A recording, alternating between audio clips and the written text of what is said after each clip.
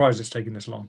Yeah, we'll go on to the knock-on effects in a sec. I'm just going to pick up a few comments. Phil, you've got me growing my own potatoes, onions. Great stuff, Phil. It's a good start. Even I can grow potatoes. That's an advertisement for everyone. Even I can grow. Nothing set on fire. Nothing blew up. Yeah. I didn't have to charge them. No, things have been melting, though. Things have been melting. USA, it's that hot, John. I grew potatoes and they came out as chips. USA may be out of oil by August, says the happy little fox. That's a good point, because the Strategic Petroleum Reserve is at its lowest level since 1984, 1982, Ronald Reagan era, which is when they last had to empty it. Even with all the Venezuela extras? Or is that going to take too long to harvest? The Venezuela is more potential. It's still in the ground, and it's a very thick crude rather than light crude, so it needs a lot more processing. They've got control of it. It will just take longer to turn into petrol. Yeah. Imagine the environmental costs of those tankers being hit. Yep, exactly. Yeah, definitely. Especially if they're full. Gatwick Scuba, what's the views on the YouTube consolidation repriority on BBC over independent channels? Have you heard about this, guys? No. Yeah. So I got an email through about it, keep YouTube hours kind of thing it was. And it was basically they're going to, anything for news, they're going to prioritize mainstream media over the likes of us, the likes of Agenda Free TV, the likes of Nate. Any of these channels, they're going to get pushed back, and instead of just based off of search and based off hard work and algorithms and stuff like that, they're going to prioritize the mainstream media. Yeah, seen it. Yeah. What's your thoughts on that then, Barry? Despicable, mate. Absolutely despicable. They're just trying to brainwash the majority that won't fall into line. And I mean, like, it was kind of on the cards. It's been rumoured for a while. But then all of a sudden, last 4 or 5 days, there's been a lot of noise via the internet about this coming in. And as you say, you've had an email as well. I've not had an email or anything like that. But there are several other channels have suddenly gone, whoa, look, this is what's going to be happening, you know. So not looking good.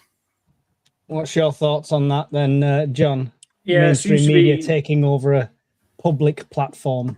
Seems to be sort of censorship by stealth, really. It's like we're not gonna ban the other media channels, but we're going to make sure only BBC appears. So it's sort of quite a clever trick, I think, but not good. It's not good that they're effectively censoring independent thought. But I'd still rather be in the UK than Russia or China. Well, yeah, it's not quite that level yet, but surely it's a step in the wrong direction towards that. Absolutely. It's the old, if you want to affect change, you do it incrementally, you do it very slowly, tiny steps over a long period of time, and nobody really notices. We all jump up and down about it, and then it becomes normal. Yeah, I was just going to see if I could see the email. While you're doing that, Happy Little Fox has made a good point, is that Yemen still hasn't closed the Bab el-Mandeb Strait, and if they do, that will really put a stranglehold on the world economy, because that's 2 of the major waterways that will be closed. Yeah, that's massive, that, because that's only one of the ways that stuff's getting out at the moment, right? Right. Yeah. Well, I can't see the email at the moment, but I definitely got an email about it. I remember reading about it. So yeah, I'll try and dig that out at some point. But yeah, it's a great point, Gatwick, and I think it's terrible. It's all it'll do is push people like us and other people over to different platforms. Then it's not the only option. There's things like Rumble and stuff like that, and it'll just move us off YouTube, and YouTube will become a mainstream media hub. And guess what? You'll lose that entire audience. So. Yeah. Dave-O, you butthole. I turned super chats off and you found a way around. Thank you for gifting 5 memberships. Thank you for gifting 5 memberships. But please don't. Please don't. I can't turn the memberships off because I don't want to cut people off when they've already paid. So, mainstream media is mostly bovine excrement. I will not disagree with you there. Cool. Right. So, on this still, John, maybe you can help us with this. The diesel's the cheapest it's been in quite a while. Yeah. I think it was 153 at Costco the other day. Yeah. Why? Nothing's extra's getting through. It's not suddenly opened up. We're talking about another one closing up. What's going on? Because America and China and other countries like India and the UK is doing it as well, is emptying the strategic petroleum reserves to artificially keep petrol low, to stop basically the shit hitting the fan. But they will reach, what do they call it? There's something salt bottom or something like that. In America, they will, which basically means they'll empty the strategic petroleum reserve. And diesel and petrol and all petroleum products will just go through the roof. I was in a meeting today for work, and the UK government were very relaxed about diesel, but as I've said before, would not talk about petrol. I don't think it's going to run out this week, but I think it's time. If things carry on the way they are, and that is a condition. If they carry on the way they are in the Middle East, we could start seeing a small level of shortage before the year is out. I'm not talking we're running out completely, but maybe 10-15% reduction in availability. Why is the price not spiking with the markets? Why is it because suddenly we had that initial spike and it went up to like getting ridiculous amounts, and now it's just plummeting? And I understand that when we have this stuff in the past, it's gone up and then it comes down, then it goes up a little bit, then it comes down, then it goes up a little bit more and it comes down. It's that 2 step forwards, 1 step back to make you think you're saving money, but this just seemed to just be dropping exponentially at the moment. Right, so there is about a 7 to 10 day lag from when Trump says something really stupid to it appearing in the price in the forecast. So about 10 days ago, roughly, he said, "Oh, the war's over. We've got a lovely MOU. We're all at peace, and they're our friends again." So the price went down. That has all fed through the system and has been turned into petrol and has appeared in the forecourts. In about 10 days' time, because oil went up again today, in about 10 days' time, the petrol forecourt price will go up again. So you've got about a 7 to 10 day lag from an event that affects oil price to it being manifested on the forecourt. So keep them filled up, keep them topped up is the answer there, definitely. Yeah. Didn't the government turn around and threaten them all with profiteering as well? So all of a sudden there was a little gradual drop in the prices too. Yeah, I think they've mentioned it a couple of. They sort of the government sort of jumps up and down and in Parliament to sort of put a shot across the bows, as it were, and say, "We got an eye. We're keeping our eye on you."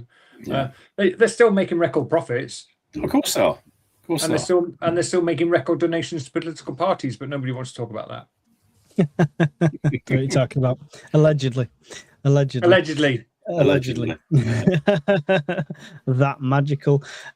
Should we up our fuel preps? I mean, everything that we've spoke about when it comes to the stuff going on in the Middle East, the stuff going on Russia and Ukraine, even the stuff affecting us here at home, my answer would be yes. It would be increasing all your preps, but obviously within the legal limits of storage. Yeah. But I mean, I keep getting told mixed messages on this, John. There's a limit to petrol storage, but somebody said there's not a limit on diesel storage. Is that correct? I know that the limit for petrol is 30 litres in your in your private residence, in your garage, whatever you want to call it, without a license. I'm not sure about diesel. It does make sense because diesel is very stable. Even if you spill it, you can like put a lighted match on diesel and it won't ignite. But as we all know, especially you, Mike, petrol spontaneously combusts if you put a heat source near it. So I think if it does sound plausible that there might not be a limit on diesel. Red diesel, especially on farms, that they keep it in 15,000 litre tanks. It's someone Google it now in the chat. Somebody check that, and we don't want to give any bad advice. But going back to that again, it's for you to decide as an individual. If you're doing 100 miles a day in your car and you anticipate you're going to need your car if there are fuel shortages, you probably need to put some aside. If you go out in it once a week and go 2 miles, a full tank's sufficient. Yeah. So it just depends on you. Just depends on you. Just depends on your circumstance on how much fuel you get to. Maybe think about maybe keep a week spare or 2 weeks in your garage. 30 I wonder litre how limit. I wonder how that's going to work for people like me who are a self-employed driver, but obviously as a subsidy to Amazon. I wonder if they're putting a contingency in place, or it'll just be down to the drivers. Or you can't get fuel, or you can't come to work then. Yeah, I know that the UK government is changing the priority fuel list to include delivery drivers, delivery vehicles, so by default the drivers. Yes. Key worker, baby. But I don't know. I don't know what category of delivery driver. They'll probably prioritize cold storage first, I would imagine, and then probably shelf-stable goods. So I'm not sure whether Amazon would be able to claim that they deliver a lot of cold stuff and a lot of tin food. Well, you'd be surprised. You'd be surprised. I've been delivering a lot of water, believe it or not.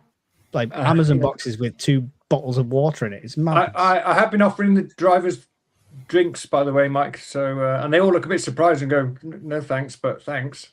Great stuff. No, you should, and you know, it's. I think it's. You see it on the American channels all the time, especially these famous TikTokers and stuff. They have like where the because they know they get loads of deliveries all the time. Where the delivery guy comes in, and when they've got like a secure porch. So if you've got a secure porch, we'll open the first door and put stuff in there. They have a little thing in there, like help yourself to their drink kind of thing. And like a cooler or something like that. Yeah. It's an amazing way to give back. And I get some people get annoyed that, they left my parcel next to the bin. It's like, well, what do you want us to do? Stand at your door for half an hour, do that 267 times a day. It's not going to work. Just to finish, there's a comment from 5am Club about storing petrol in this heat concerns him or her. The storage, a proper fuel storage can is designed to take quite a lot of pressure. The plastic ones can go under enormous pressure, so can the metal ones.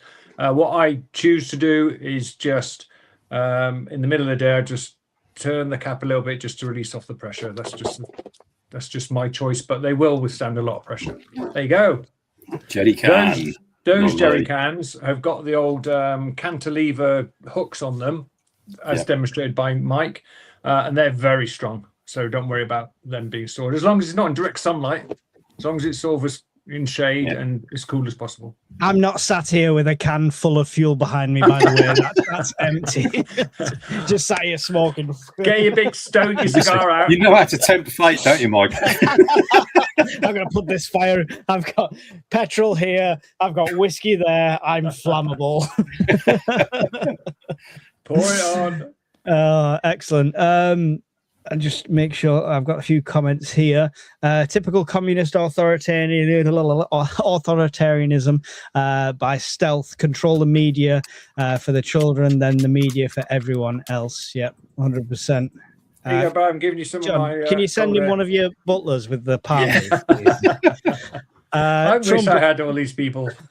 Happy Little Fox, aka Benji, says Trump a combination of dementia, malignant narcissism, a personality disorder, and egomania bordering on psychotic. A very accurate description, in my opinion. Pretty good, yeah. Entitled to a personal opinion? I think he's an all right guy. Great guy. My neighbours can't get an aircon unit, all sold out. Scalpers selling them for double. Wow. The £150 fans in Lidl are all gone and for sale on eBay for £600. Yeah, I feel for them, but prepping would have helped. Well, if they'd have saw my video when I first recommended it, like John did. I'm very pleased I got my aircon unit when I did, because they're out of stock now. Can't get them for love of money. They seem to be going everywhere like so quickly, and I'm driving around a lot, like in different areas, and there is so many houses now with a pipe hanging out the window.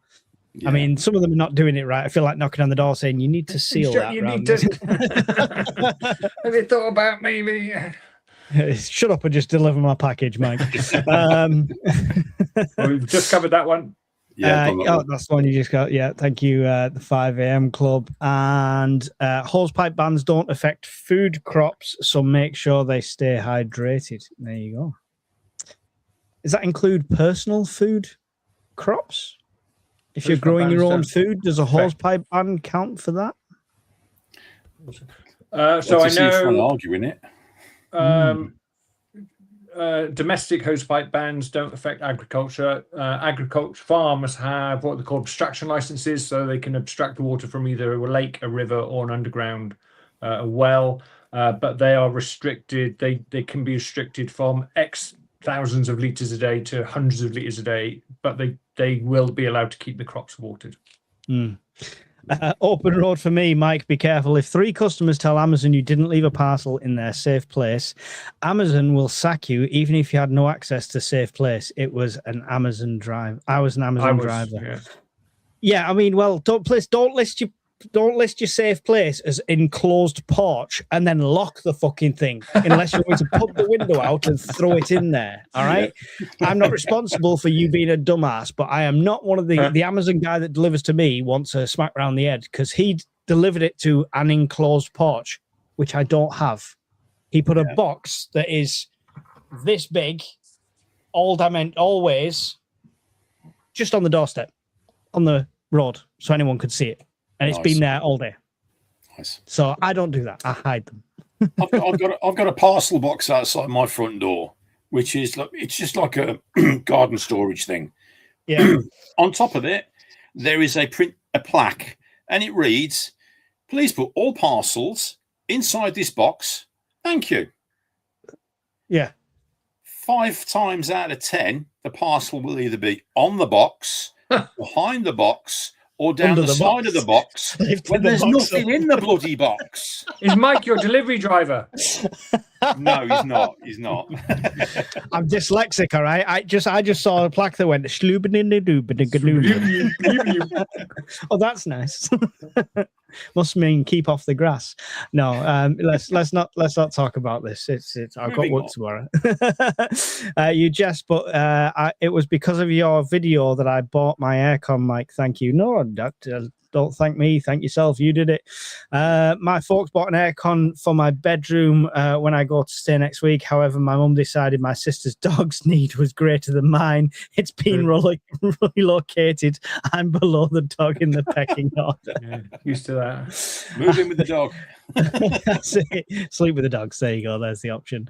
I saw your video, Mike, and bought the recommended aircon unit. Wife didn't quite like it, so decided to send it back. I'm okay with the heat, but she is regretting it. Well, there you go. There you go. Hate to say you told you so. My rented home came with an aircon/heater in the conservatory, my favorite room, but a bit strange to be there to be cool when it's roasting. Yeah, conservatory usually is the oven of the house, isn't it? So interesting. Right. Moving on. Wars affecting us, fuel, etc. Fertilizer is the other point on that, and that's the thing I want to talk about more so now. I did a doom video recently, Barry, about a famine, a worldwide famine, based on fertilizers, based on Super El Nino and stuff like that. Mm-hmm. Just fear-mongering or something in it? Do you think? What's your thoughts on it? No, generally something in it, mate. I mean, even before the heat wave and everything that we're all experiencing now, which is putting pressure on crops and everything, there was already pressure on crops from, as you say, the lack of fertilizer because of all the events over in the Strait. So, I've not seen anything being affected price-wise as of yet, but I'm assuming that's because there are stockpiles that have got to be gotten through first before any impact's felt. But yeah, I do a bit of gardening, as you know, and I've got some fertilizer stacked to one side to use just for that circumstances if that starts affecting the crops in the shops. Mm-hmm. Yeah. John, thoughts on a worldwide famine? Is it just fear? No, I think there's. I think all these things are gonna. Converge next year. The NFU have published a report that they sent to the UK government saying that farmers have a choice of spreading less fertilizer over the same area or the same amount of fertilizer as last year over a smaller area. It doesn't matter which way you cut it, there's going to be less food stuffs coming onto the market. and they're going to be the prediction is that the wheat that's grown in the UK is going to be only good enough for animal feed, not to go to the grain mill. So on the back of that, I bought myself a little grain mill, and I've also bought myself 10 kilograms of wheat berries, wheat grain, which store for a decade. So I've just taken a few precautions against that. And El Nino is, in my own opinion, from the research I've done, it's going to massively affect crops in South America, in Africa, and in Australia next year. Couple of questions on the grain thing. Yeah. Does the grains store longer than the actual ground up grains, even if it's all sealed and everything, or is it the same? And is your grinder based on electricity? No, I've bought a one of those big iron metal ones with a handle on it, and you can adjust how finely it grinds. It's got a hopper on the top. I got the extra one with the extra large hopper. I can't remember what it's called, Mismade or something. I can't. I'd have to go and look it up. I'll look it up on my Amazon and let you know what it is in a bit. So I've got one that it basically bolts to the table, and you put your wheat berries, they're called wheat berries, but it's grains, basically whole grains in the top, and then it turns it into a coarse flour, or you can have a fine flour depending on how you adjust it. They're about 40 quid. I've always resisted, it's always been on my nice to have list, but I elevated it to my definitely must get list. And wheat grain, wheat berries, whatever you want to call it, you can get them in sort of 1 kilogram packs up to 10 kilogram packs, and they last for ages because it's the entire grain. So the problem with flour is it breaks down over 6 months because the oils have been released, so it will start to go off. Right. But the wheat berries themselves will last years. Yeah. Good to know. Wheat berries last for 10 years if well packaged, says BB. Yeah. I managed to get one of those grinders, like John's just been going on about, off eBay last year. Paid a £5 for it. I think it's missing one disc out of the set for the grinding. I've also got a USB powered one as well, which does very good for coffee. But it's also got interchangeable discs for that as well. So a backup for a backup. Funnily enough, I took on USB powered. I took my. That's the reason I bought this silly little thing, because it's a USB powered one, so it doesn't need the mains for my little Anchor power bank. Yeah. And it went to 0% the other day because we're using it.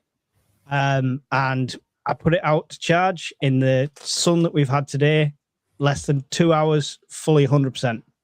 So great time to charge up all the power banks at the moment. Yep.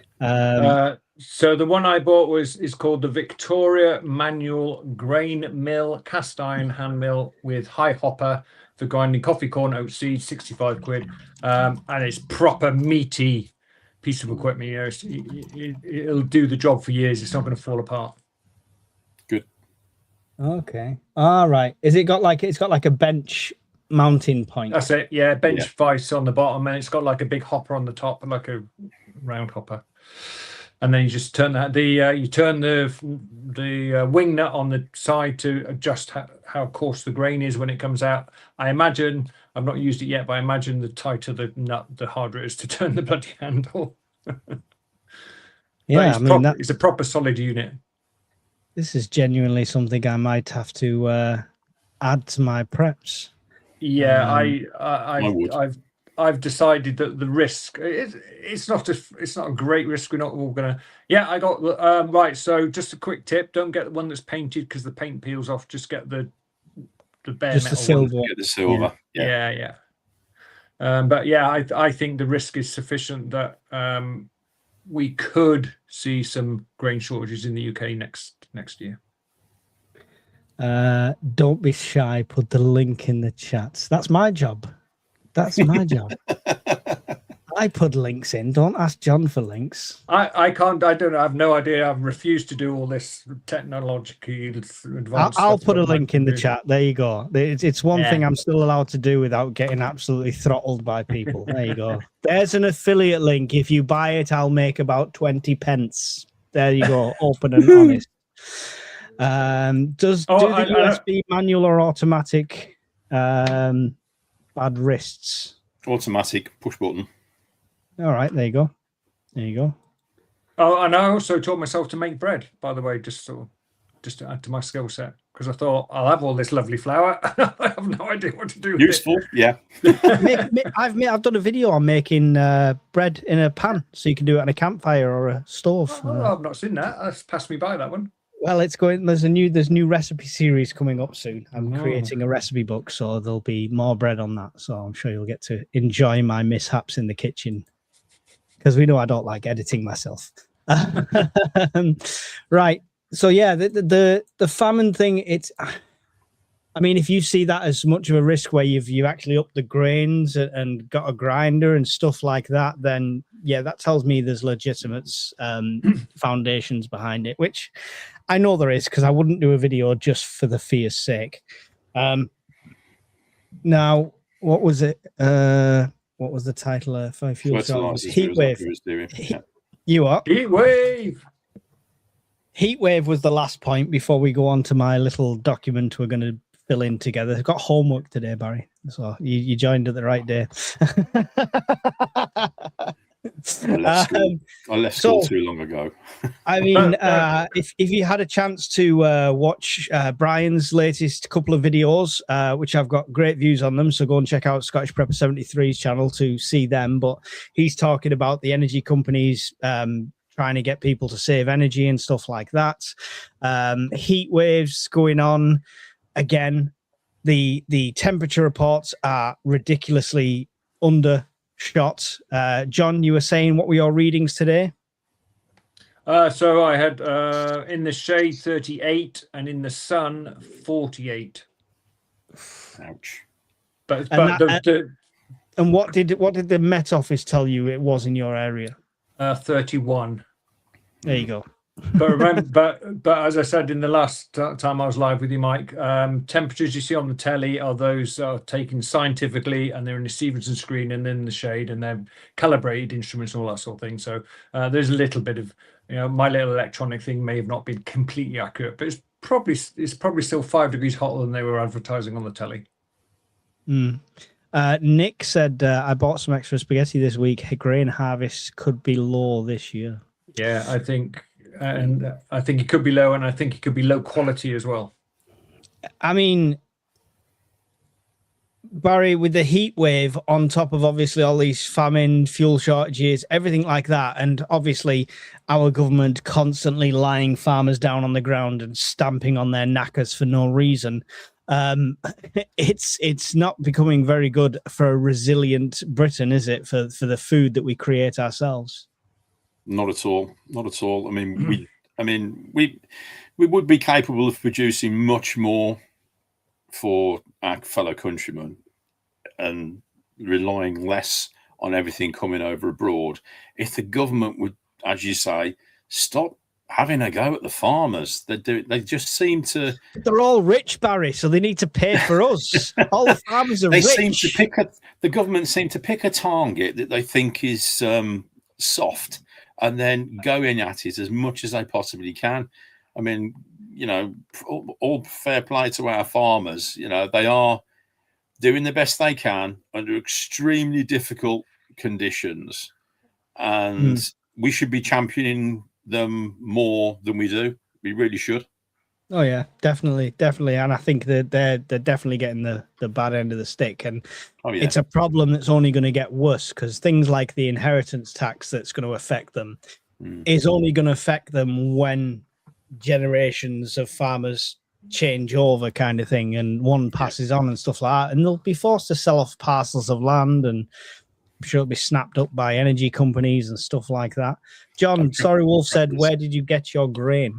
Yeah, so I got it on Amazon, and it's hang on, just have a look now. It's buy BUY, as in buying something. Buy Whole Foods online store, and it's organic wheat grain. Yeah, I've known that company. I've used them before. They're pretty decent. And whilst we're on the subject, I also got a 2.5 kilogram bag of popping popcorn in it, still as kernels. And I did some of that on the cooker the other night, and it was fantastic. I added a bit of sugar and honey. It was brilliant. I think I mentioned that last time. But yeah, BWFO, buy whole food online, organic wheat grain. There we go. It's It's not a bad price at all, is it? £1.97 for a kilogram. So bargain. It's probably not cheaper even- than a bag of flour. It's not even worth putting an affiliate link on. And as I say, same I'll company. copy the link anyway, so people can have it for reference. There The you same go. company do organic popping corn, and that is fantastic. Excellent. Might have to empty my containers of flour and start filling it with grains soon. Cool. Northern Hemisphere is being smashed with natural disasters this year. Next year will be the Southern Hemisphere. Next year, we're going to get it just as bad next year. All of this Super El Nino stuff we are at the start of it, and it will go into 2027. If you think it's bad now, you're going to need 2 aircon units by then and the power to run them. I hear the government are talking about low-cost meals in negotiations with Weatherspoons and Greggs. It will be State Spoons Kitchens. Weatherspoons and Greggs are already low-cost meals. What? Low cost, low quality. It's protein blocks made out of ground-up bugs. That's the next one, right? Yeah. What about the freeze-dried bread mixes? I've got 2 tubs. Think it might be worth getting a few more. Yeah, I mean, I imagine freeze-drying anything preserves it for longer, but I couldn't possibly tell you how it is unless you crack one open and try it and make some bread out of it and stuff like that. It's not something I've tried. I'm liking the idea of what John's saying, because you can get a kilogram of grains for £1.97. A tin of freeze-dried bread mix will cost you what, 30, 40, 50 quid, whatever it is? Yeah, 25, 30 quid, yeah. It's ridiculous. You could have 50 kilograms of grains in a giant storage tub for that.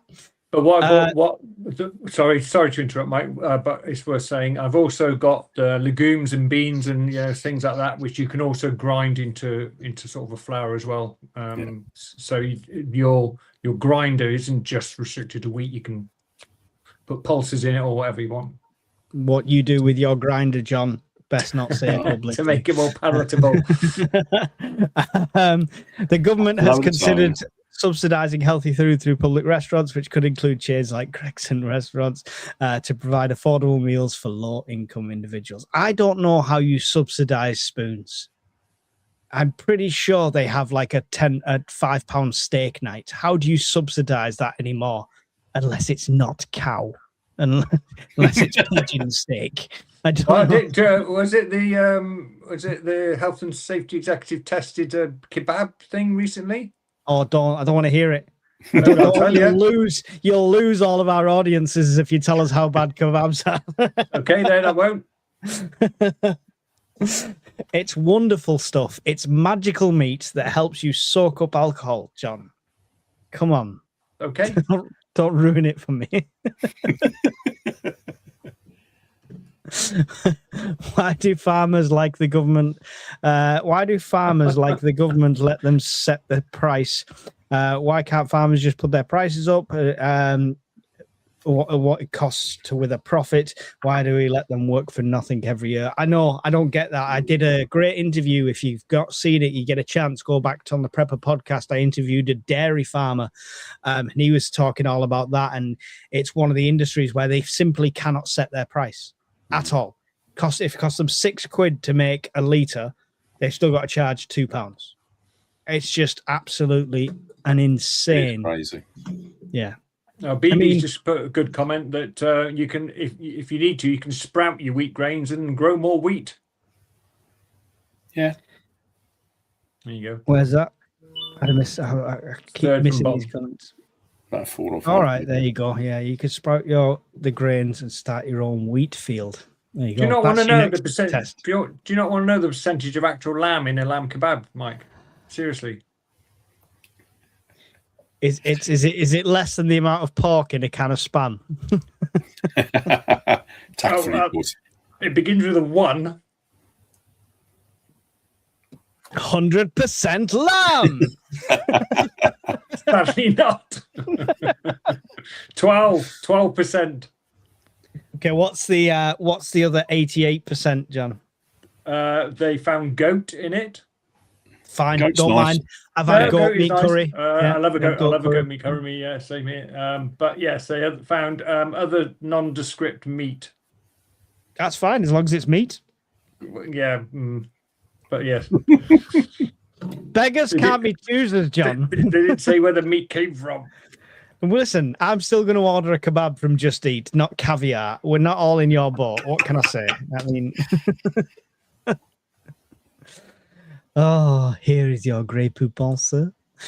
Sorry, Mike. Kebab meat has just been found to have horse meat in them with a small percentage of lamb. That's fine. That's not a problem. Do you know when the horse meat scandal hit and they went, oh, Findus lasagnas. Do you remember Findus lasagnas? We're going to take them all off the shelves. The first thing I did was not go and check my freezer and empty it. The first thing I did was go to Farm Foods and see if they'd reduced all the Findus lasagnas so I could get them cheaper. I've had horse burger in Italy. It's fine. You're all too picky. Think of the meat you'll eat. Think of the meat. What meat would you not eat 6 months after the apocalypse? Probably rat. But that'd be about it. I think cats are going to be starting to look attractive 6 months in. You're talking about eating, John, you pervert. Yeah, eating. It is interesting how we like to eat or don't like to eat something based on whether it's fluffy or not. And there you go. Rat burgers are great, isn't it? Demolition Man. Yeah. Rat burger, that was it. Stallone, yeah. Yeah, squirrel. I've eaten squirrel. Squirrel's nice. Oh, look at this. When I lived in Redditch, a Chinese restaurant was caught with dogs in the freezer. Yes, well, I lived in Aycliffe and there was cats and dog bones outside of it. Every single town has a urban legend of these Chinese. But who cares? Oh, no, kittens. Yeah, I've eaten the kittens. Yeah, squirrel's kittens. Fine. Squirrel's all good. Lovely bit of squirrel. So this is a true story. My mum in the 60s used to live in Malta, and the little boy's job was to go around catching sparrows with little, leg bits of wire, and then they would sell them on a stick, 12 at a time, and you'd eat them whole. Cook them in the oven, eat the sparrows whole. Hey, John, leave those cats alone. Cats alone. I would not discriminate against cat or kitten. Same thing. Mike not being bothered what kind of eat. What if it's Sweeney Todd type? Meh, 6 months in. No, but apparently you get the shakes. How people know this, I don't know. How these apocalypse films know that if you eat human flesh, you start getting the shakes. It was just to give us the fear. Please don't eat each other, people. This is all fictional conversation. Earwigs can all die. No, I'm not tasting them in the 6 months in. I mean, bugs ground up into a protein block worked for Snowpiercer, so there you go. Aycliffe in County Durham. Yes, that is where I was from originally, and I lived in Ferry Hill as well. So there you go. Small world, Marty. Baked hedgehog. Nice. I think I made this comment before when we were talking about 1 second later that if you don't eat your dog will eat you. Yeah, cowpat surprise. Eventually, yeah. Lucky fried kitten. No, we got these are not going in the recipe book. Just so you're all aware, these are not going in the recipe. Crispy fried kitten for us, Mike. I'd like to see that one. I bite my nails, so I've been eating human for decades. Bite them, Nick. Don't freaking swallow them. What's wrong with you? Oh, that was a big one. Slugs would be a no. Had snails just about okay. So, why are you discriminating just because they're homeless? Slugs are just homeless snails. What's wrong with you? We can't say that one. We can't say that one. Behave in the chat. Behave. Let's move on to how we can Oh be yeah. more resilient. Come on, Okay, then. because that's what it's all about. It's about being more resilient, and that's the message that I'm going to try and push over the next few months is UK resilience, so we can get more people on board without scaring them away with the word prepper. It's a scary word. So we have we're talking about from the very beginning here. So I need your guys' helps from this. So this is what I've put together here.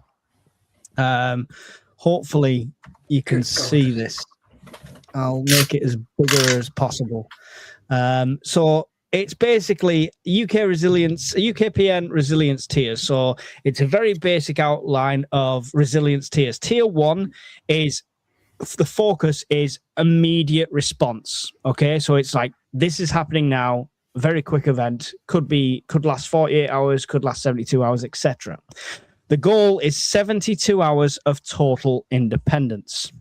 So what we have to add or make notes on is what creates 72 hours of total independence. So I've put water filtration, not that you'll need to gather water, but the disaster could affect the water. We've seen it happen down south so many times. So I've put water filtration, headlamps, warm base layers, battery, solar bank, fire starter.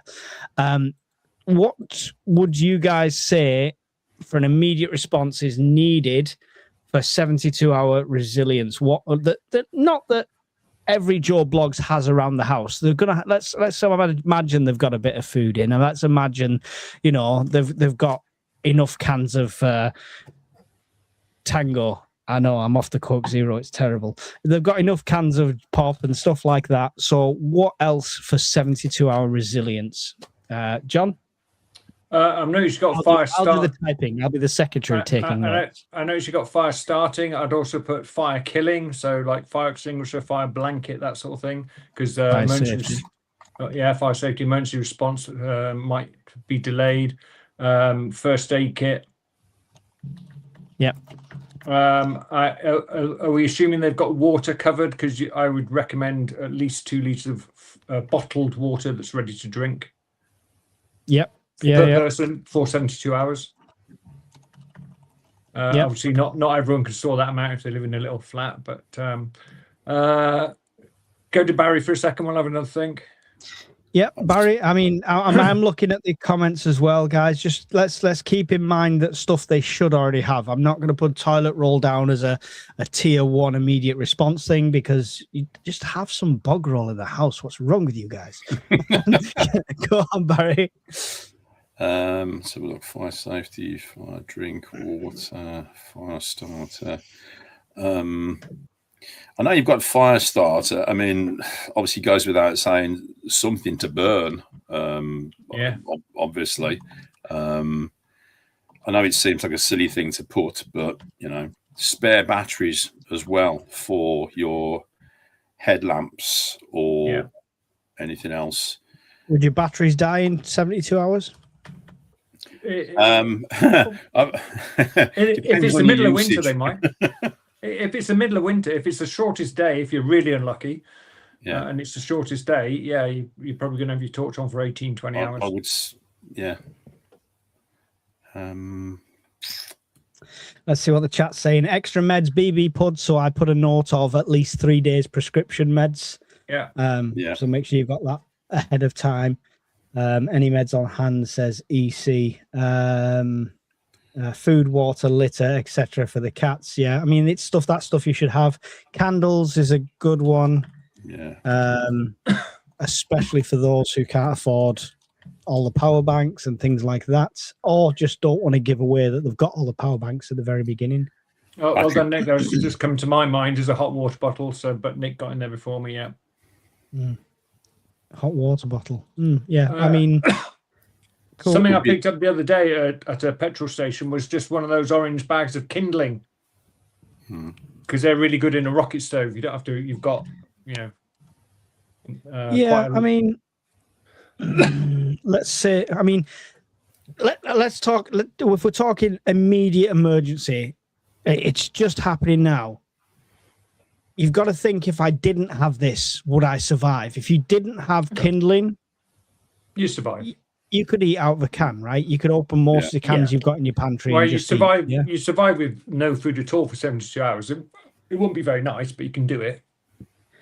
I mean, camping stove. I'm not starting fires till well after 72 hours. Yes, good point, Sarah. Good point, definitely. So.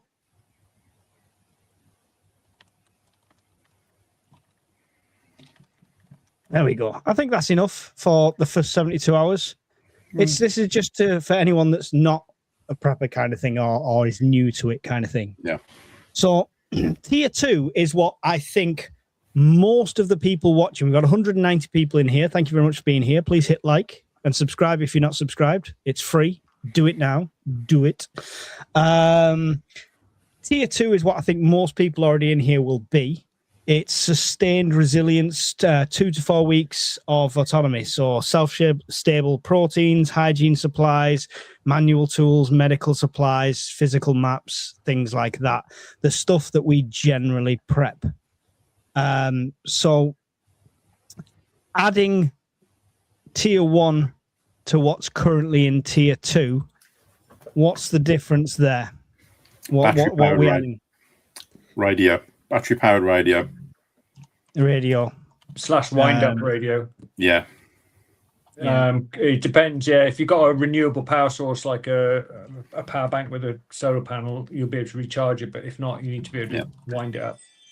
I'd recommend most of the wind-up radios anyway, because you can recharge them, and you know it's better to have a backup, right? Even if your charging port goes wrong, at least you could wind it up. Radio, good one. It's been put in the chat, but it came to my mind. The sanitary products for the other side of the family. Yeah. Yep. I'll just type it as it says. I think but if you're talking 4 weeks, I think you need to major on the sanitary hygiene side of things. So thick black plastic bags, rubble bags for waste disposal. Waste management, I'll put as a waste topic, management, detergent, all that sort of stuff, wet wipes. Because that's the quick. If you're living without mains water and or electricity for 2 to 4 weeks and you're not used to it, you're probably going to come down with something if you aren't keeping yourself clean. Dysentery is probably the most likely one. So anti-diarrheal meds, if you want to be specific. Yeah, I'm putting prepared the path in. For not just for security, but for obviously doing stuff around the house and any repairs you might need to, like supplies for that. There we go. Sorry, what did you say? Who, me? Dysentery. Yeah. Sort of your more medium-term meds. We've got medical supplies. I got medical supplies. Okay. Buckets for collecting water, buckets for getting rid of waste, buckets for storing things in, buckets for carrying stuff around. Buckets is the best prep that you've said to me, John, when we were talking. £1 every time I go to B&Q, I buy one for £1. I got 2 for the first few times of going, but if I go to B&Q now, they're £1 a bucket. Then they're literally no space because they stack up in the garden wherever they are. They just and you don't need to carry a basket around with you when you go around the shop. You just carry your bucket. Yeah, that's it. Yeah, that's it. If they sold buckets in Lidl, that'd be perfect because I'd buy the bucket as well. Buckets, good one. Let's have a look. What have we got? Water purification tabs. We've covered water filtration. I don't know why that's doing that. It's very weird. Mike, I was in a meeting at work today. All I'll say is if you haven't got any water purification tablets at the moment, you might like to buy some. Okay, there you go. That's John. That's John telling us something he can't tell us. I don't know what you're talking about. Various gloves, says Storywolf. Different fashions or different a little ermine fur collar on them. I think medical supplies and hygiene supplies would cover rubber gloves. I think. And sanitary stuff. So we'll leave that. It's more on about sort of like the heavy duty gloves, like workman gloves, things like that. If you've got to go handling stuff. So that I could mean, damage. would we say durable clothing in general at this 2 to 4 week point? Yeah, that's probably a better call. We're not going to be able to quickly replace a t-shirt on Amazon or at Primark and stuff like that. So like really sturdy work clothes, we'll put durable clothing there. Boots, etc. Yeah. Neil saying bog roll again. He's obsessed. I'll put it in, Neil, just for you. You don't need bog roll. You need one cloth and another cloth. All right, and there's a system. I'll demonstrate it at the prepper meet. Please, I don't want to be at that demonstration. It's optional. It's inside my tent. Can you give us plenty of... Do it inside Hawkins' tent where the window is. Sawdust for the toilets. Yeah, hygiene. We're trying to keep it as general as we can. Sewer bung. Sewer bung is a good. We covered that technically. No. I'll put that in there. Someone just mentioned sawdust for your toilet. Cat litter is also really good because it deodorizes as well. Don't give it to the cat. Keep it for yourself. Dry shampoo. It's a great one. We've got hygiene supplies, so that will cover that. I don't know what they are, Lauren, so you'll have to enlighten me. I have no idea. Small alcohol bottles. Interesting. What? With alcohol in them? Items. Yeah, but at 2 to 4 weeks, are you thinking of going out doing barter town? I mean, I have them. If all the power is off still and all the water's off still, it's going to be carnage. So yes, absolutely. Yeah. Remember, you're going 4 weeks. That's 30 odd days of where the shops probably ran out on day 3. I mean, if we're doing alcohol, I would recommend vodka as a multi-tool alcohol kind of thing, because you can sterilize with it. You can do all sorts with it, and I think it's a better all-rounder for stuff like that. Chocolate, it's covered under the shelf-stable foods and stuff. That's fine. Home bargains also do the £1 builders buckets. I do the same. Get one of them instead of a carrier bag. There you go. Good one. Is that the rubber ones she's on about? Oh, that's the rubber ones. The 2 handles on the top. Yeah. They mix cement in them all the time and stuff like that. Yeah. I've just planted some potatoes in 3 of those. Yeah. There you go. Pound bargain. Pencil art. We're getting very specific here, guys. We're getting very specific. Security has been mentioned in the chat, but you do need to think about passive and potentially active security. Yeah. Deadbolts. But I mean, how do you put that into a priority items list while we're talking on YouTube? Well, no, let's just stick with the passive then. Just it's stuff you can do before any of this happens. It's just having a deadbolt on your front door and your back door. Just having a deadbolt on one of, if you have a house where you have a middle door, on that door, you're building layers of security to stop someone getting to your stuff, or to get into you. More importantly, have a dummy stash somewhere really obvious. So if someone does come to your door with a knife and says, "Give me your stash," you just hand it over. And just a few tins, a crappy head torch, and some matches or whatever it is. I'm going to put security considerations TBC. So the finished document will have more information than we can share on here. Understood. I love that. A well-equipped sail yacht. See you right for about 6 months off at a time. Can I have a berth, please, World Medic? What's that? I'll have a bunk on his yacht. All right, okay. You've already got one. Right, I think we've covered the main priority things. There you go. Isopropyl, 99.9% alcohol label, alcohol for cleaning wounds and fire, not vodka. No, drink the vodka. I know, but that's what I'm saying. You're stocking 2 things now. If I just stock the vodka, I've got my drink and my fuel all at once. Is non-scented bleach the best bet for water purification? Yes. And not the thick bleach as well. So you get like a extra thick bleach, which is like got a coagulant in it. You want like the literal liquid pure bleach. That's what you want for that. And Yeah, it drops. Just a couple of things on that. Make sure it's unscented. And secondly, bleach in a bottle only lasts about 6 months, so you'd have to keep rotating that out. Yeah. Or rather, it starts to lose its potency after 6 months, I should say. Yeah. Yeah. Cool. Passive too. Listen, preparing the path. We're restricted by YouTube. Shh. We all know what we need to do. Right. Tier 3. Bear in mind, we've got all tier 2, which is covered a lot. Tier 1, and this is just priority items. A tier 3 is long-term stability, redundancy, and sustainability. So I've got in there garden/allotment.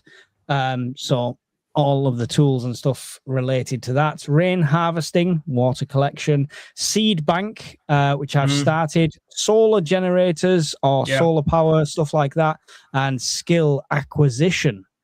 Because learning skills, it's not something you can be stolen from you.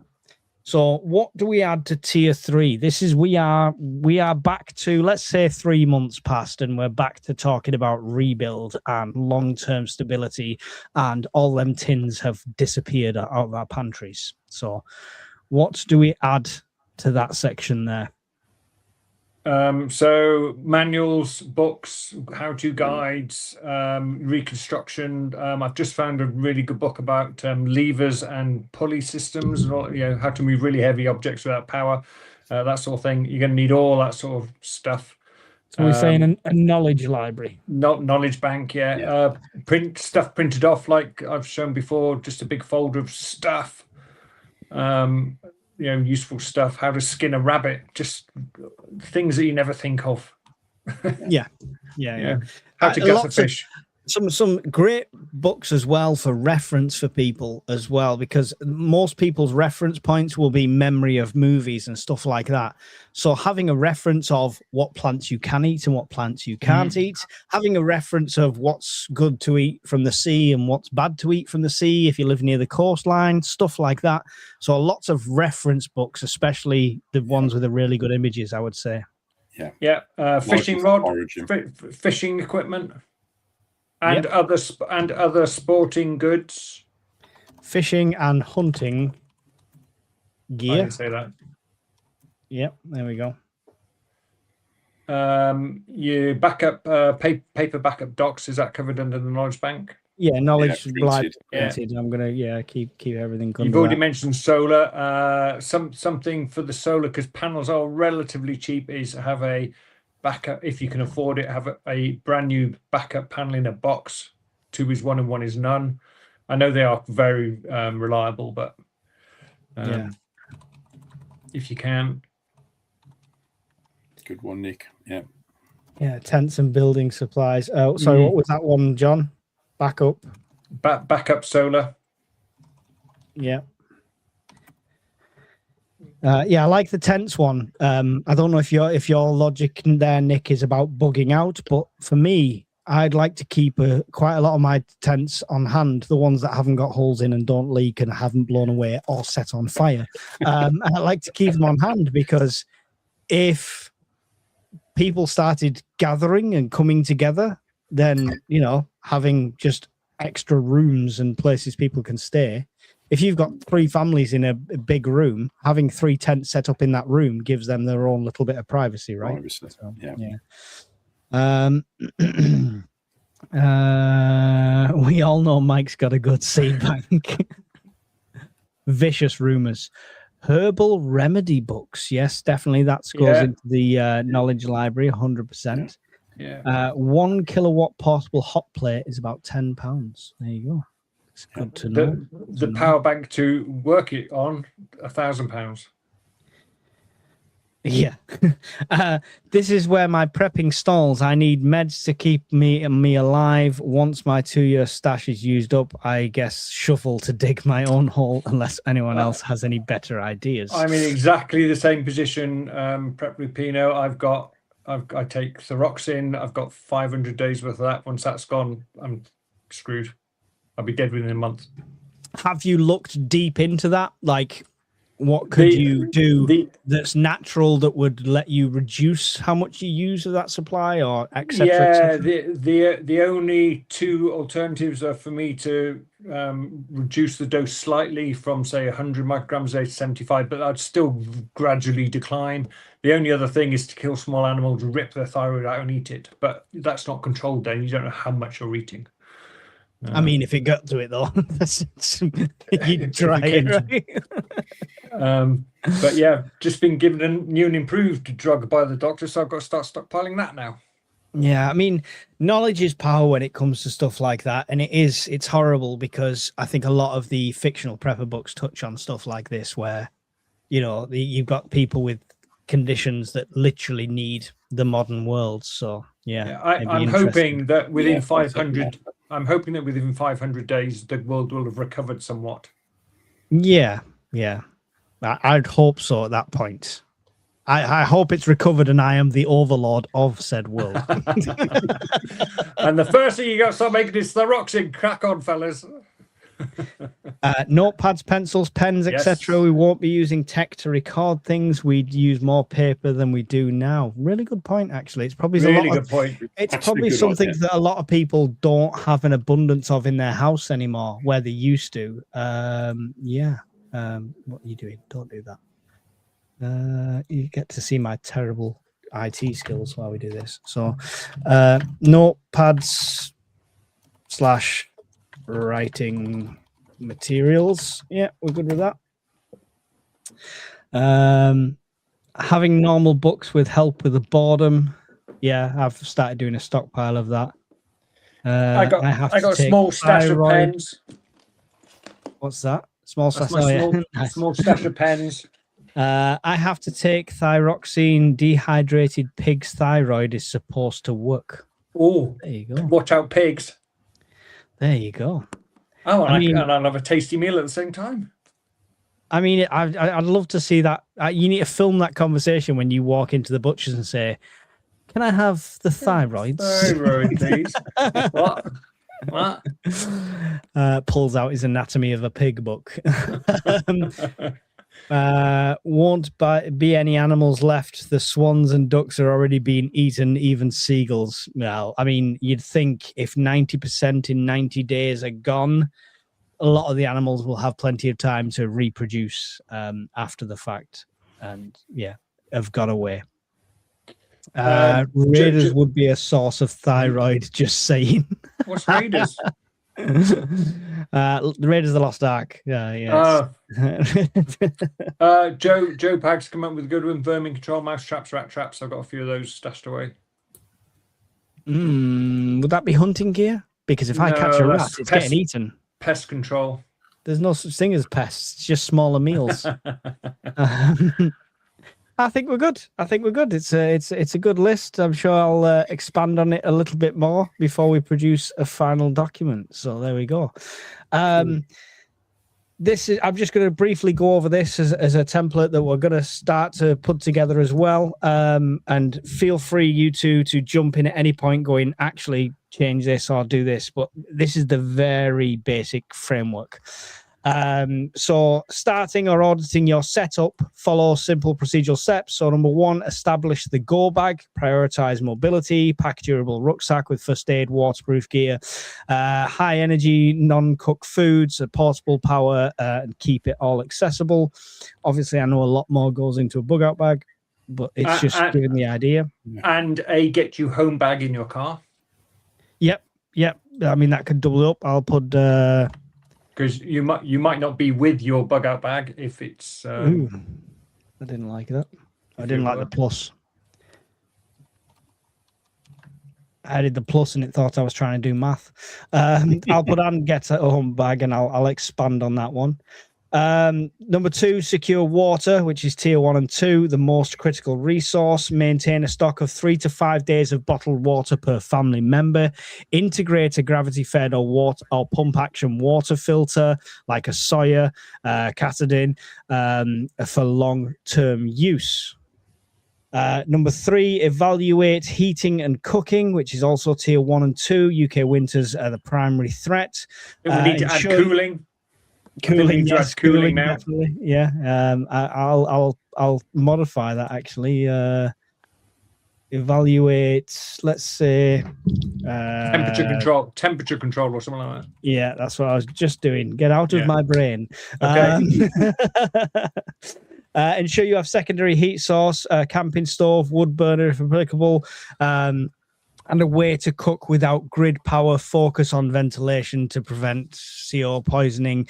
Now, pinch of salt, guys. I always say with this one, we got to say it so people don't get in a tiny tent and gas themselves to death. But in a well-ventilated house, just cooking our meal, you're going to be okay. All right.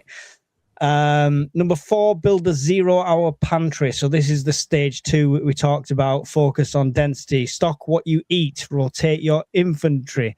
Prioritize high-calorie, low-prep foods like tinned fish, pulses, rice, and freeze-dried meals. And grains and a grinder. We'll add on to that one. And then number 5, map the community. So the network, basically identify neighbors with complementary skills. A strong UK prepper network cell is your greatest asset in a widespread grid failure. Yeah, I know that was a bit of a plug at the end, but you know, it is a good point that networking now is key. So what do we think as a start of a template for UK resilience? What do you guys think in the chat? Yeah, good. What's your thoughts, John? Can we get this to the government, and will they print it and issue it for us? you can get it to the government. I have to say that and I always try and give you as much information as I can, that I think there is an emerging trend within the civil service to advise ministers that they need to make the UK more resilient. The UK government is on the verge. Go on. With a how? Do they add a how, or are they just saying resilient? They're on the verge of issuing some like a Denmark-style booklet, a Poland-style booklet that we've talked about before. They're arguing over the wording, which will take 3 times as long as it took to write the bloody thing in the first place. But yeah, I think they're on the cusp of doing something positive. Whether it makes a damn bit of difference to anyone who doesn't want to listen, we don't know. Mm-hmm. Yeah, but there you go. They're aware of it, and as I said before, I'd stock up on some water purification tablets if I were you. Yeah. I mean, I found my bag for the things, I've got that prep somewhere, and it's just like I've not seen it for ages. And the other day I was sorting through, I was like, what's in this dry bag? Opened it up, and it was just mountains of. Do you remember the brown packets with the purification tablets from the ration packs? Just a mountain of them. I'm like, that's where they are. Oh, they made the water taste awful. Place. Yeah, that's a good point. John's recommending the purification tablets. If you've never had them before, pour yourself a clean glass or bottle full of microplastics. I'm a terrible human being, I know. Pour yourself a glass of clean water, put one in, let it dissolve, let it do its thing, drink it, taste it, get used to or get familiar with that taste. Because if you've never used them before, there is a taste to them, and there's and not a great aftertaste to them, but it'll save your life. And I don't want you to do it during some sort of crisis, get a weird taste and think, oh no, the water must be poisonous, and throw it away again. So yeah, just test them, just try them out. Yeah. So they taste lovely. You can take the edge off by adding just a tiny little pinch of salt. There you go. I'll have to try that. I've not tried that. I used to just add the screech powder. There you go. That takes the edge off and puts a different edge on. So it makes an entirely different experience. You go from screech for a reason to this. Your tongue is trying to escape from your mouth. Apparently, it's a lot better now. It's an old thing. Yeah, apparently, screech is a lot better now. So the water thing, definitely interesting. Well, I'll be looking into that. Yeah, more. Someone's put here that the water purification tablets seem expensive. They are, yes, but there are cheap alternatives. Pool shock has been mentioned. You can get a 1 kilogram of pool shock fairly cheaply, and that will do thousands of liters of water. Just make sure you get the quantities right. I've put something on the Discord as well, a PDF on water purification. There's a list there of how you can use bleach, Again, you've got to get the quantities right, and it's literally a couple of drops per gallon. Get a pipette to do it. Yeah. Absolutely. Yeah. So be really careful with that. Otherwise, you might start stripping your throat out when you start drinking it. Yeah. It's not the cure for COVID. Sooner filter and boil water. Boil water is number one for me always. I did do a document on the actually. Do you know what? I'm going to put all the manuals that was used to I did sell on the shop onto the Discord for free. So I'm going to stick all of them on there. Well, there's a water one on there. Feel free to download it once I stick it on the Discord, and it goes through all of them measurements and stuff like that for you. So knock yourselves out with that one. Yeah. Chlorine dioxide tablets are worth the higher price than chlorine. If you use the purification tabs, would some kind of filter afterwards lessen the taste? Oh, maybe. Yeah, maybe. Don't know. I've not tried it. Yeah, me neither. I'm not sure. There's definitely a taste difference. Like if you just put tap water into a gravity filter and then have the water, there's definitely a difference in taste there. So maybe I think it takes some of the chlorine out, doesn't it? Yeah. It could be worth a try. But boiling and filtering is always your best bet. I have purification tablets as a third option, as a travel option, as a get out option, and stuff like that. So yeah, I remember we first had them when we were going abroad. I think my dad used to take them abroad, you know, because you can't have the to Spain. Yeah. That was it, to Spain, to sunny Spain. Loved it. Any other questions? Now the time to get them in, so I can let these guys go. It is a school night.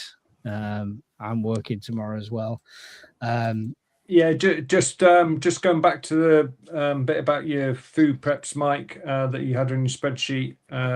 Just if you are new to prepping, you just make sure it's balanced. Just don't buy kilograms and kilograms of rice. You've got to have the protein. You've got to have quite important to have the little comfort things as well, the sweets, the little bits of chocolate, the morale boosters. So make sure it's a balance. Mike's done a free. You talk about it, Mike. Your the guide, the pantry guide. There's a link in the Discord, I think. Still, I'll get it out. But if you go back onto a previous video, if you look for my videos, it's about a pantry guide, and it's basically like the sheets documents we were just looking at. It's a link for you to do your own. It'll work out how many days of food you've got. It'll work out how many calories per person you're going to use, whether, because you can set that yourself. You might be trying to hit 2,000 calories a day. You might think I'm rationing, so 1,500 or 1,000. And it does all that for you. And it's got water details in there as well of how much water you would need. So yeah, good tool. I bought a load of activated carbon and sand and gravel from a tropical fish place to make a filter. I think that would take the terrible taste away. It would if you leave the fish in.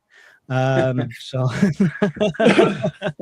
no, I'm going to do the same actually, BB, because I know how to do it. It's something I've done a long time ago, but I've not practiced for a while, so I might make a filter soon. We'll do a video on it. And that PDF up on Discord also includes a page on how to make activated charcoal from ordinary wood. So there's a little guide there how to make your own. Yep, there you go. This is what it's all about. The knowledge side of things is what's most negated, I think, in prepping. It's they think I've surrounded myself in stuff, therefore I'm going to survive. Well, stuff breaks, stuff fails, stuff can be taken away from you. So learning how to do stuff like making a filter, making a water filter, knowing what to look for when you're looking for foods and foraging and stuff like that, it's priceless. It genuinely is. Trump has a lot to answer for. The worst thing to happen to America. What happened? What did I miss? Something happened. What's he done now? What's he done now? I feel like one of the kids. I have a lot of Oasis water purification tablets. If some have gone past their sell-by date, a couple of months, do I throw them out, or would they still work for a while? I think it's similar to medication where it might be a potency thing. Yeah, gradually degrade. Yeah, so I mean, if I was while we're in peace times, 100% cycle them out. Get rid of them if you've got the money to do so. Get rid of them. Get new ones. Cycle them out. Keep it always. When day X happens, you want everything to be in date and have a good life on it, right?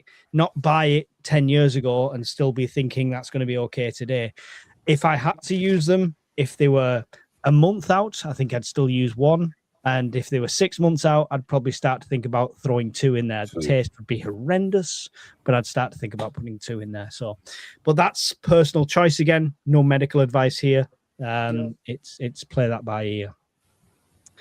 Always pre-filter before using water purification tabs, even just through a towel if it's better than nothing.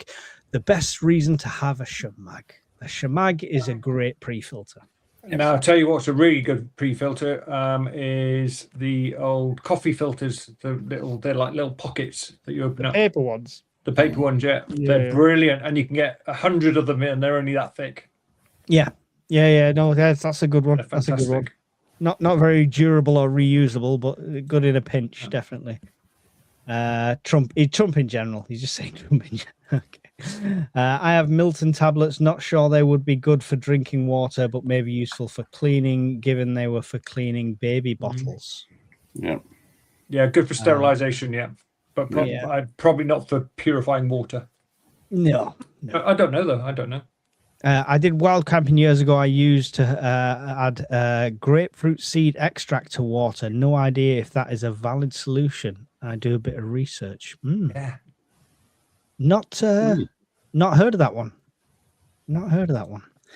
I do know that the dosage of tablets should be the claim on the bottle and the date of the expiration. You should be able to get at least a year on top of sell-by dates. Yeah, generally. I mean, let's always remember, guys, pink Himalayan salt, that from the shop has a sell-by date stamped on it. It lasted millions of years. Yeah, literally. Until they put it on your supermarket shelf, and now you've got 2 years to use it, and then throw it out and buy a new one. Mill bag, yes, I got a Millbank bag. So if anyone's not seen them, they're relatively cheap, between 10, 15, 20 pounds. Go and check out Lee at the bug out shop. He's got a load in there, and it just looks like a sock. A big canvas sock, and it is like a canvas material. It's great for scooping up river water, hanging it up and letting it drip through that. And it's a great pre-filter for everything. So loads of stuff on there. I'll do something with this document. I'll put something together, and then we'll put it out there, and we'll follow it up with a Q&A if Barry and John are up for it. We'll follow up the document with a Q&A and see what people think with that. So I think that's about it for this evening, gentlemen. It's a late one. Sorry about that. No, enjoyed it. Thank you. Yeah, bit short notice, but yes. Sorry, Barry. Sorry. It's such as life at the moment. Everything is short notice. It's one of those things, mate. I find out if I'm working at 8 p.m. the night before every day. That's harsh. Every single day. So the pre-planning has gone out the window. It's like, oh yeah, I'm going to film this tomorrow. No, you're not. You're going to be driving around like a bellend. Anyway, Barry, any final thoughts on UK resilience and all the stuff going on before, and your goodbyes, please? No, thank you everybody for joining us this evening. Keep a smile on your face. Keep prepping. Don't be too disheartened at everything you see in the news. But, British stiff upper lip, keep going. We'll see you on the next time. Excellent. Cheers, Barry. John, final thoughts? We have the advantage that we know that it's going to get worse. So keep sensible prepping. Don't empty the bank account, buying all the exotic stuff. Just concentrate on the basics. Every day you can have prepared food and water buys you a day of thinking time to come up with a new strategy. Excellent. We'll go back to basics on the channel soon as well. I'm going to be doing some budget prep shops, £10, £20, something like that, showing you exactly how many days you can get for your money. So hopefully that will help some new starters as well. Why do I keep hearing bells? What's going on? That's my Ring doorbell. All right. They're trying to break in, I think. All right, okay. I'll let you go and subdue the attackers and stuff. Thanks very much, everyone, for watching. Thank you massively to all the moderators that made it in tonight and helped out in the chat. You guys are absolutely awesome. The only thing we ask on this channel is like, subscribe, and follow along with the content and share it to other people. Don't forget, Barry's got his own channel as well, Brown Coat Prepper UK. So go and check that out. Hopefully, one of the mods can quickly get a link for that in the chat before we end. Other than that, thanks very much, and we will see you all in the next one. Goodbye. Bye. Bye.